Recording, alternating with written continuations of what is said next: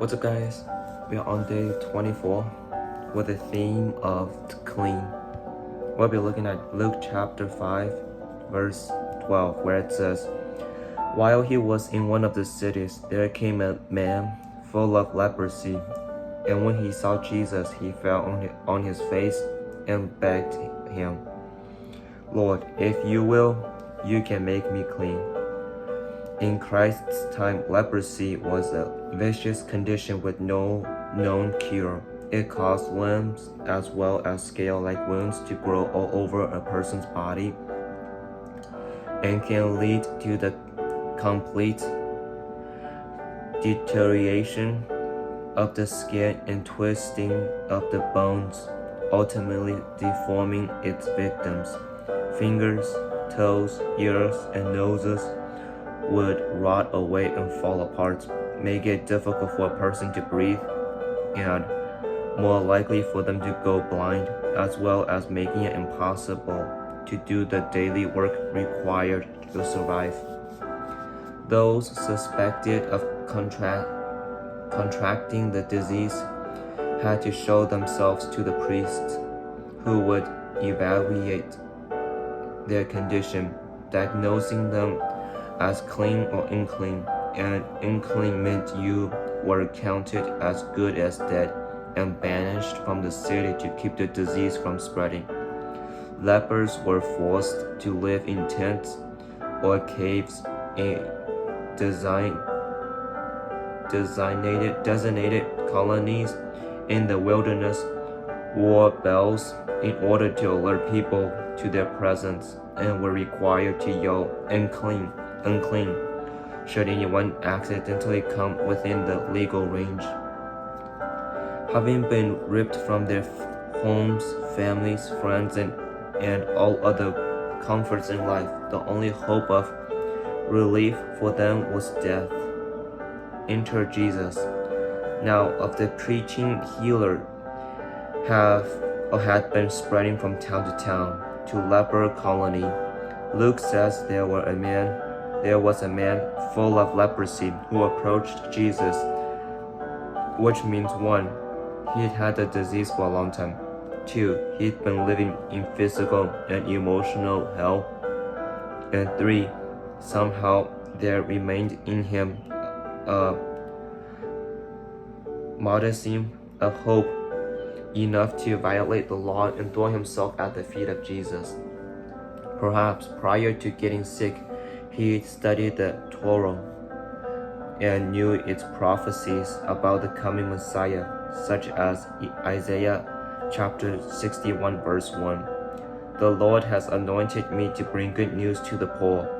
He has sent me to bind up the brokenhearted, to proclaim liberty to the captives, and the opening of the prison to those who are bound," which Jesus quoted in Luke chapter 4, verses 18 and 19.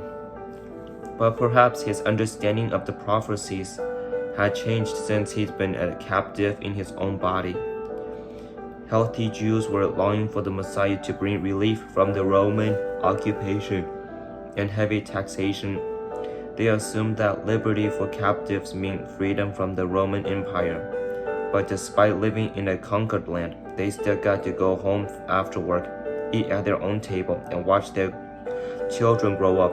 But this man, this broken soul, now living out his years in isolation, maybe he'll come to understand what the prophecies actually meant, that the Messiah's purpose was much more personal than anyone yet knew. Whatever his story, something drove him past the law that required him to stay back, past the wall of disbelief that he could ever be restored, past the fear that the preacher man would shun him too. "Lord, if you will, you can make me clean," he said. So Jesus stretched out his hand and touched him, saying, "I will, be clean." And immediately the leprosy left him. In verse 13. The best part of the story isn't the healing that took place, though the healing was awesome, and it isn't the faith of the man, though he is an example for us to follow. The best part is when Jesus reached out his hand and touched him, because Jesus would have just spoken the words. Instead, he moved in and bent low to touch a man who no one had been willingly to touch for a very long time. He touched him because he was clean. So while the words of healing restored his body, no doubt Jesus' touch restored his soul. The prayer for today is, thank God for making you clean. Today's entry is a reminder of why our prayers need to include gratitude. And ask Him to give you your heart, or give you His heart for the unclean. So here are some reflection questions. What part of your soul needs Jesus' healing touch? What part of your soul needs Jesus' healing touch? What's holding you back from the kind of bold faith the leper had?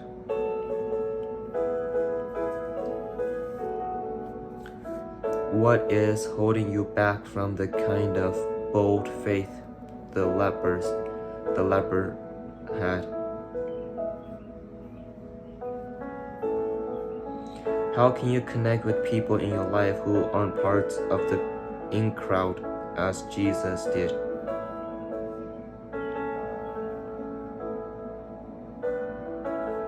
How can you connect with people in your life who aren't part of the in crowd as Jesus did? And that will conclude our time for day 24 with the theme of clean. The man with the leprosy, I bet he's not just only unclean on the outside, but he's probably unclean on the inside, his heart, because he could be having self-doubts, negative self-talk about how society has rejected him because of something that he couldn't control himself. And as we finish with today, I think it's very fitting to reflect on what kind of heart we have. What kind of, does our heart reflect a positive view on us, or does it shine a darkness in our life? And it's easy to, so when the chosen said in crowd, it just means, at least from what I understood, it means the people that you hang out with, the cliques, the group of people that you hang out with. And so like Jesus challenges us to work with those people who are not in our inner circle, who's not in our friend circle. That could be strangers, that could be people that we don't like, and that's especially hard. And so, but to be able to be closer to God and to be closer to Jesus, we have to willing to cross those lines into scary territories and trust and having faith that He will and He is able to pull us out of those scary circumstances. So may God give you the courage of being bold like the man with leprosy. Be bold enough to do His will. Be bold enough to reach out to those people who you have conflicts with and get the conflict resolved. And may you know that your job isn't to fix people, but to help people process through things and let God do the fixing. So go and walk with God.